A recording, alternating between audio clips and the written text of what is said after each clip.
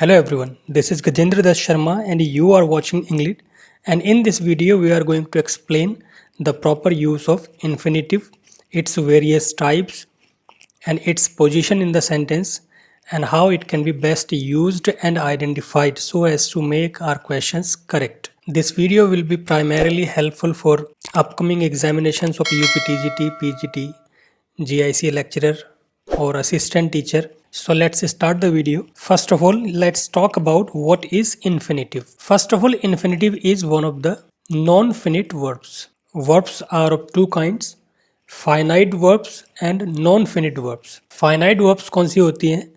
The verbs which are governed by the subject and they are modified according to the tense. They have only certain forms like past form, present form and a singular verb, plural verb. But non-finite verbs are the verbs when they are not part of the tense of the verb. That is to say, they are not governed by the subject or the tense of the subject. So non-finite verbs ना तो वो subject से govern होती हैं, ना ही वो subject के number से affected होती हैं और ना ही subject के person से affected होती हैं. Non-finite verbs की बात करें तो वो तीन तरह की होती हैं, एक infinitive, एक participle और एक gerund. So in this video we are going to explain infinitive. So infinitive is the base form of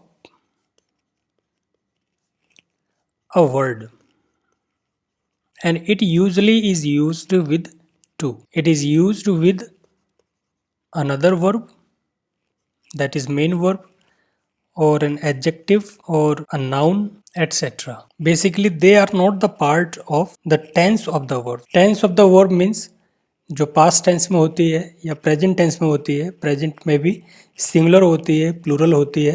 so infinitive के ऊपर पास्ट टेंस, प्रेजेंट टेंस या किसी भी तरह के सिंगुलर प्लूरल का कोई फर्क नहीं पड़ता. They are not used in that way. Basically वो किसी दूसरी वर्ब के साथ यूज होती हैं या किसी एडजेक्टिव के साथ यूज हो सकती हैं या फिर किसी नाउन के साथ यूज हो सकती है. फंक्शन क्या करती हैं ये? They add more information to what is expressed, to what is said in certain noun or verb or adjectives or some modal verbs. अब बात करते हैं कितने तरह की ये होती है, कितनी फॉर्म्स में ये हो सकती है. सो क्या क्या फंक्शन होते हैं इसके वो देख लेते हैं. The very first function is they can be used as a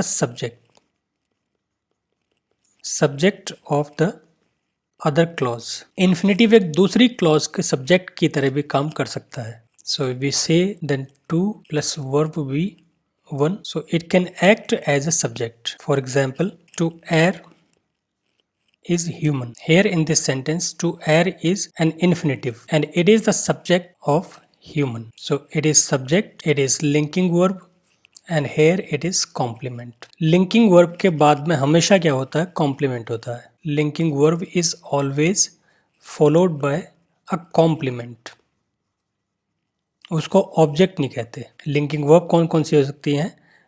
B की फॉर्म सारी लिंकिंग वर्ब हो सकती हैं. Is, am, are, was, were. So in this simple sentence here to err is functioning as a subject to this human. Let's take one more example where it is a subject to other clause, like to watch him eating gets on my nerve. So here to watch is infinitive and here it is working as the subject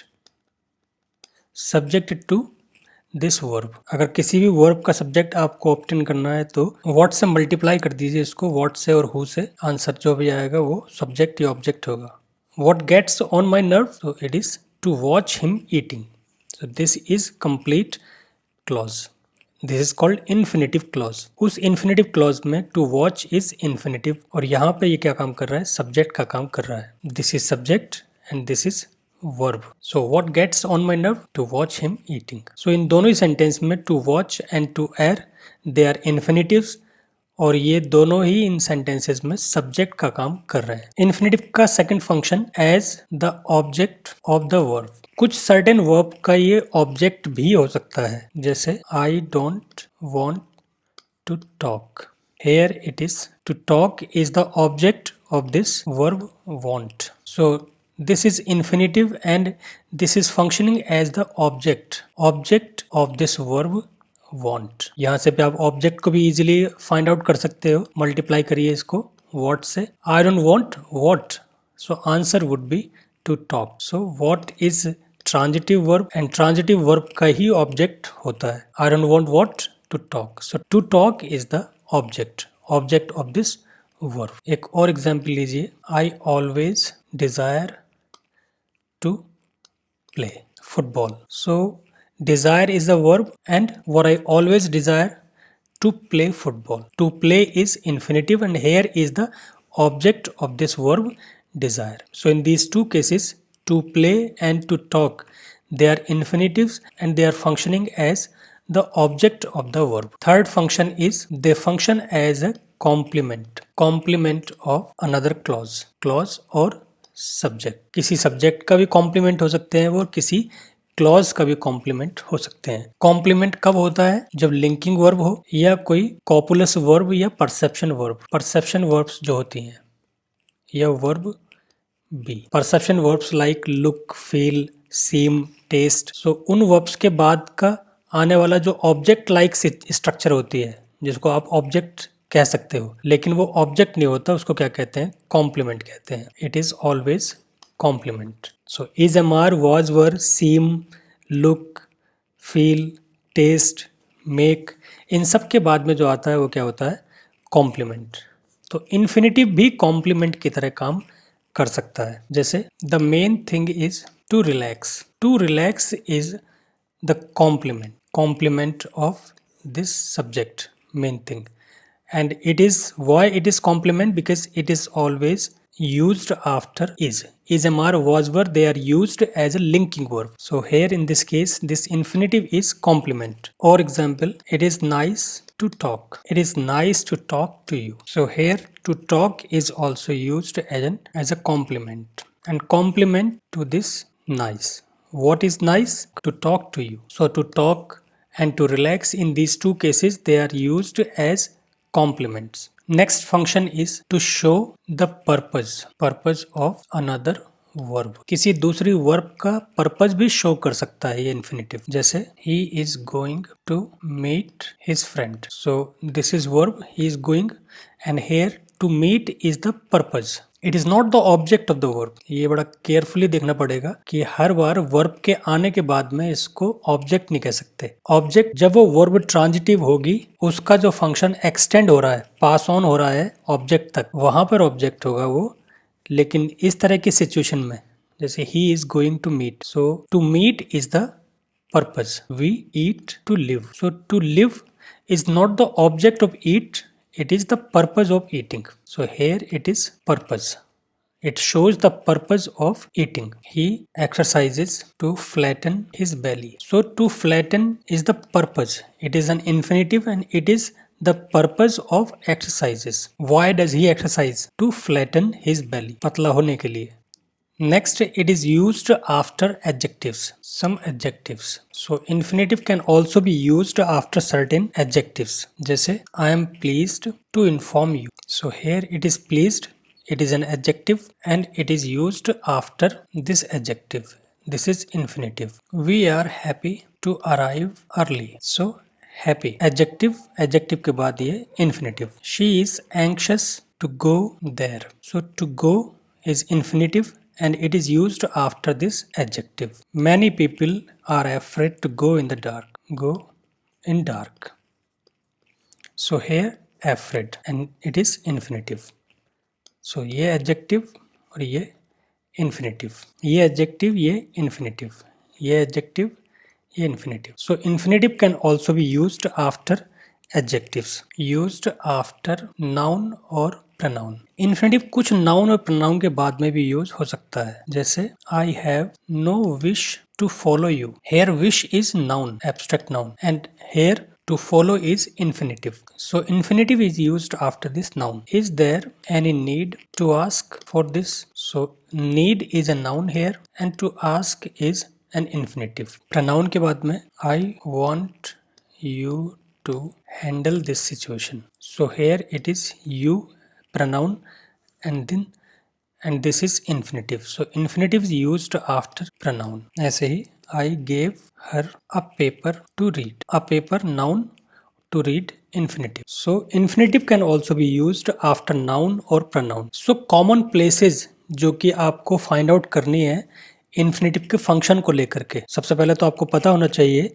कि infinitive की sentence के अंदर क्या position होती है, कहाँ कहाँ पे इन्फिनेटिव यूज हो सकता है। तो कहाँ कहाँ हो सकता है, एक तो as a subject, as an object, object to verb, लेकिन वर्ब कौन सी होनी चाहिए, transitive. As a complement, complement किसके बाद में होता है, वर्ब बी या लिंकिंग वर्ब, परसेप्शन वर्ब के बाद में भी होता है। Used after adjectives, nouns, pronouns and to show purpose. ये आपको 5 यूसेस इसके देखने हैं। It can be used as a subject of the sentence or of the another clause. It can be used as an object to verb. Certain verbs only. It can be used as a complement to the subject that is used with linking verb. Linking verb के बाद में complement की form में to plus verb की first form use हो सकती है, और ये कुछ certain adjectives, कुछ nouns, कुछ pronouns के बाद में भी use हो सकता है, और normally फिर ये purpose show करने के लिए भी use किया जाता है। अब बात करते हैं फॉर्म्स या टाइप्स ऑफ इन्फिनेटिव। कितने तरह के इन्फिनेटिव्स आपके सामने आ सकते हैं और उनके क्या क्या ग्रामेटिकल टाइटल होंगे, ग्रामेटिकल नेम क्या होंगे। First, full infinitive. Full infinitive क्या होता है, to plus verb base form. ये सबसे कॉमन जो यूज होता है इन्फिनेटिव का यही होता है, to plus verb first form. Second आता है bare infinitive. Bare infinitive verb form जो कि कुछ सर्टेन वर्ब्स के बाद में बेयर फॉर्म ही आती है। अभी ये एक्सप्लेन करेंगे साथ में इसको एग्जाम्पल के तौर पर। आई helped him lift the box. So I helped ये मेन वर्ब हो गई आपकी, ये ऑब्जेक्ट और प्रोनाउन भी है, और lift infinitive, but here it is bare infinitive. Now it is understood as to lift. आप जब इसको एनालाइज करोगे तो किस तरीके से सामने आएगा, ये टू लिफ्ट। लेकिन हेल्प के बाद में और कुछ सर्टेन वर्ब्स होती है, भी बताएंगे उनको, जिनके बाद में बेयर इन्फिनेटिव का ही यूज किया जाता है। थर्ड होता है progressive infinitive. Progressive infinitive to plus be plus I N G. ये किसको रिप्लेस कर सकता है, it can replace future continuous. तो फ्यूचर कंटिन्यूअस की जगह just like will be, doing, shall be doing, उसकी जगह आप टू बी प्लस आईएनजी को भी यूज कर सकते हो। तो उसको क्या कहेंगे, प्रोग्रेसिव इन्फिनेटिव या कंटिन्यूअस इन्फिनेटिव। अब इनके सेपरेट एक एक करके एक्सप्लेन करेंगे इनको। फिर आता है परफेक्ट इन्फिनेटिव। परफेक्ट इन्फिनेटिव की क्या स्ट्रक्चर होगी, to plus have plus past participle that is third form. So perfect infinitive ये होता है, इसको भी यूज करके बताएंगे। फिर आता है passive infinitive. Passive infinitive is the passive form of infinitive, to plus be plus past participle, third form past participle. फिर आता है नेगेटिव इन्फिनेटिव। ये तो नोट, किसी की भी आगे नोट लगा दोगे, किसी भी form of infinitive. When we use not before any form of infinitive, not to do, helped him not to live. अब जब यहाँ पे नॉट लगाएंगे तो फिर नॉट के बाद में टू लगाना पड़ेगा। Not to be doing, not to have done, not to be done, just like. So ये सिंपल है, नॉट प्लस इन्फिनेटिव, किसी भी तरह का infinitive. Not plus to plus verb first form, not plus to be ING, not plus to have third form, और not plus to be third form. Next आता है passive perfect infinitive. Passive perfect infinitive, उसकी क्या structure होगी, to plus have plus been plus third form. So ये possible forms of infinitive होती हैं। Full infinitive, to plus verb first form, ये commonest form of infinitive है। फिर आती है bare infinitive, when it is used without to. इसको without to भी कहते हैं, infinitive without to. With to full infinitive, without to bare infinitive. Then it is progressive infinitive, to plus be plus ing. Perfect infinitive, to plus have plus past participle. Then passive infinitive, to plus be plus third form. And then negative infinitive, not plus infinitive of any kind. And then last, it is passive perfect infinitive, to plus have plus been plus third form. तो ये इतने form के infinitive होते हैं। अब एक एक करके इनको एक्सप्लेन कर देते हैं एग्जाम्पल के साथ। एक ये भी समझिए आप, इन्फिनेटिव को मल्टी वर्ड वर्ब भी कहते हैं या टू वर्ड वर्ब भी आप कह सकते हो। Multi word verb just like passive perfect infinitive होगा तो ये वर्ब है मल्टी वर्ड वर्ब, और टू प्लस फर्स्ट फॉर्म है तो वो टू वर्ड वर्ब। तो मल्टी वर्ड वर्ब या टू वर्ड वर्ब ये कौन सी होती है? इन्फिनेटिव और फ्रेजल वर्ब। फ्रेजल वर्ब को और इन्फिनेटिव को ही मल्टी वर्ड वर्ब कह सकते हो आप। Infinitive structure to plus verb first form. अब उसमें टू क्या होता है? If you are asked this question you are given some kind of sentence just like I like to play football and you are asked to identify this word to. आपके option होंगे particle, preposition, infinitive और none of the above. So which option would be your correct answer? It is called particle. Infinitive का जो to होता है वो preposition ना हो करके उसको क्या कहते हैं? पार्टिकल या infinitive marker. This is called either particle और इन्फिनेटिव मार्कर। तो यहाँ पर ये प्रपोजिशन ना हो करके पार्टिकल कहते हैं इसको। इन्फिनेटिव का टू प्रपोजिशन ना हो करके पार्टिकल होता है, ये आपको इंपॉर्टेंटली याद रखना है। फुल इन्फिनेटिव तो आपको बता दिया, कितने यूज होते हैं उसके, क्या क्या फंक्शन होते हैं, सारे बता दिए आपको। सेकंड बता देते बेयर इन्फिनेटिव। बेयर इन्फिनेटिव जो मॉडल वर्ब के बाद में, पहले तो आप इजीली पहचान सकते हो after modal verb. After modal verb जितनी भी मॉडल वर्ब्स होती हैं, will, shall, may, might, can, could, would, should, इन सब के बाद में जो वर्ब यूज होती है वो मेन वर्ब ना हो करके वो मॉडल वर्ब होती है। Will, shall, may, might, must etcetera. इन सब के बाद में जो वर्ब की फर्स्ट फॉर्म यूज होती है वो मेन वर्ब ना हो करके उसको क्या कहते हैं? Bare infinitive. That is bare infinitive rather than main verb.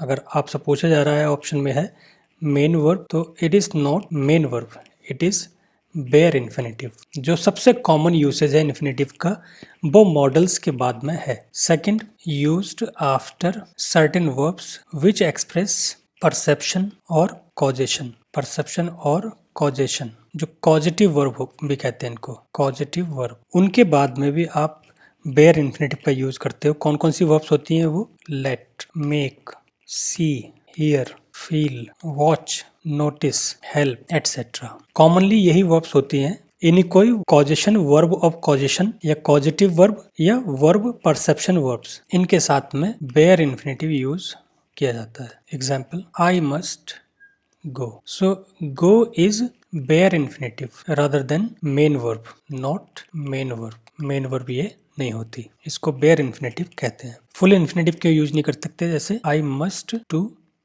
go, अगर ये सेंटेंस है तो ये रॉन्ग है। बाकी और जो है जैसे नीड, डेयर और had better, need, dare, had better, would rather, इन सब के बाद में भी बेयर इन्फिनेटिव यूज किया जाता है। जैसे I need not go there. So go is not main verb, it is infinitive, bare infinitive. He dare not touch that. So touch is not main verb, it is bare infinitive. You had better cancel your plan. So cancel is not main verb, it is bare infinitive. Yeah, I would rather go, go now. Go is not main verb, it is bare infinitive. Here in all these verbs, underlined verbs, they are bare infinitive. So after all the modal verbs or the verbs like these or the verbs of perception or causation, verb bare form of infinitive is always used. More examples, I made them give the beggar some alms. This is pronounced as alms, bhik. So I made them give. This is bare infinitive, not main verb. I did not see you come in. So come is not main verb, it is bare infinitive because it is used after the verb see. See is a verb of perception. Make और made is a verb of causation. अगर passive बनाते हो उनको तो आपको to mention करना पड़ेगा। जो वर्ब ऑफ परसेप्शन या वर्ब ऑफ कॉजेशन को अगर पैसिव बनाते हो तो वहाँ पे टू आपको मेंशन करना पड़ता है। जैसे कि I made them give the beggar some arms. So they were made to give the beggar some alms. So here we have to use to plus verb first form rather than simply give. अगर ये passive में आप use करते हो तो यहाँ पे to plus verb first form mention करना पड़ेगा। प्रोग्रेसिव इन्फिनेटिव की बात करते हैं, to plus be plus ing। So it clearly suggests future continuous। So future continuous क्या होता है? When we talk about the situations which are or were or will be continuing around the time we are talking about right now। अभी हम बात कर रहे हैं और उसी समय एग्जैक्टली या तो हो रही हैं वो, या हो रही थी, या फिर वो हो रही होंगी। सो उस सिचुएशन को भी आप to plus be plus ing से मेंशन कर सकते हो। I seem to be playing a match tomorrow by this time. So here right now he is saying, but he is talking about he is playing a match this time only. अभी बात कर रहा है और अभी के बिल्कुल time, future में इसी टाइम वो मैच खेल रहा होगा। So here to plus be plus ing suggests future continuous। I noticed that he looked to be smoking a lot। So I noticed that he looked to be smoking। Here also to be plus ing to suggest the situations which were। अभी बात कर रहा है and then he noticed at some previous time and at that time he was smoking। So he looked to be smoking। Perfect infinitive, that is to plus have plus past participle। This suggests the completeness of the sense। completeness of the sense, that is perfect tense को या फिर past tense को। perfect tense या past tense को show करने के लिए आप to plus have plus third form को भी यूज कर सकते हो जब आपको इन्फिनेटिव से रिप्लेस कराना हो किसी को। सपोज करिए सेंटेंस दिया है आपको, it is nice that he has completed the task। अब इसको रिप्लेस कराना है, इस क्लॉज को रिप्लेस कराना है इन्फिनेटिव से। So which infinitive is to be used that suggest the same sense. अब ये सेंस है कंप्लीटनेस की, परफेक्ट की, तो यहाँ पे कौन सा इन्फिनेटिव यूज करेंगे? अगर आपसे कहा जा रहा है rewrite this sentence using infinitive, तो कौन सा इन्फिनेटिव यूज करोगे आप? Perfect infinitive. कैसे बनेगा? It is nice to have completed the task. आपको लग रहा होगा ही कहाँ गया, तो आप इसको इस तरह से बना सकते हो, it is nice for him to have completed the task. So ये परफेक्ट को शो कर रहा है। परफेक्ट को शो करने के लिए आप परफेक्ट इन्फिनेटिव का यूज कर सकते हो। ये दोनों ही अंडरलाइन पोर्शन में परफेक्ट इन्फिनेटिव है। अब एक एग्जाम्पल पास्ट को शो करने के लिए देख लेते हैं। Past tense, perfect infinitive to suggest past tense। I am glad that you did not spoil the function। अब इसको रिप्लेस करना है, इस क्लॉज को आपको इन्फिनेटिव से, तब भी आप क्या लगाओगे? Perfect infinitive. I am glad for you not to have spoiled the function। So not to have यहाँ पे लगा दिया हमने, ये भी परफेक्ट इन्फिनेटिव है। अब बात करते हैं पैसिव इन्फिनेटिव की, that is to plus be plus past participle. Passive infinitive, जब इन्फिनेटिव वाले सेंटेंस को एक्टिव से पैसिव में कन्वर्ट करने के लिए आप क्या करोगे? इसको सिंपली पैसिव इन्फिनेटिव का यूज करोगे।